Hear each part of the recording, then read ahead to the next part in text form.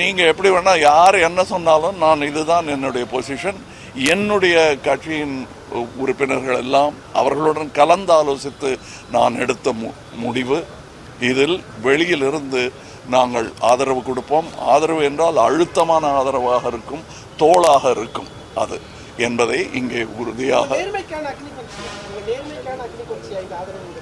நேர்மைக்கான அக்னி பரீட்சை, நேர்மைக்கு அக்னி பரீட்சை கிடையாது. கற்புக்கே இருக்கக்கூடாது என்று நினைப்பவர்கள் நார்கள். நேர்மை தீ போன்றது, அந்த தீ பரவட்டும். வணக்கம்.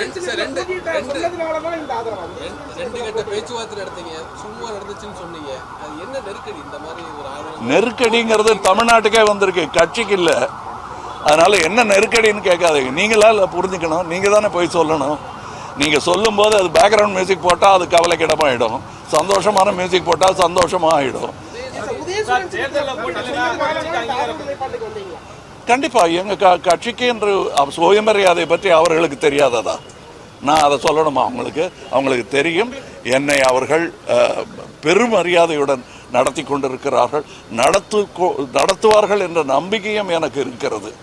அதனால் நான் இவர்களுடன் நிற்பதை பெருமையாக மட்டுமல்ல, கடமையாகவும் நினைக்கிறேன். தொகுதி முக்கியமே இல்லைங்க. நான் வந்த போதும் அப்படி சொல்லிப்பேன். நீங்கள் பாராளுமன்ற தேர்தலில் நான் வெல்லவில்லை என்று சொன்னது மக்கள் என்னை தோற்கடிக்கவில்லை, அரசியல் தான் தோற்கடித்தது.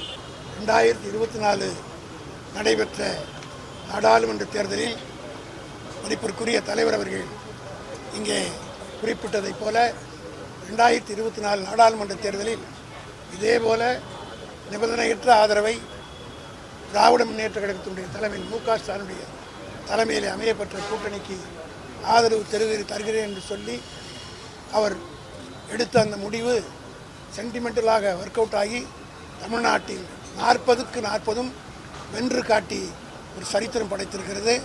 அதே போல் இன்றைக்கு அவர்கள் எடுத்திருக்கிற முடிவு திராவிட முன்னேற்ற கழகத்திற்கு ஆதரவு கொடுப்போம், தளபதி மு க ஸ்டாலின் தான் தமிழ்நாட்டுடைய முதலமைச்சராக வர வேண்டும் என்ற அழுத்தமான நம்பிக்கையோடு இங்கே வந்திருக்கிறேன் என்று சொன்னது நிச்சயமாக திராவிட முன்னேற்ற கழகத்துடைய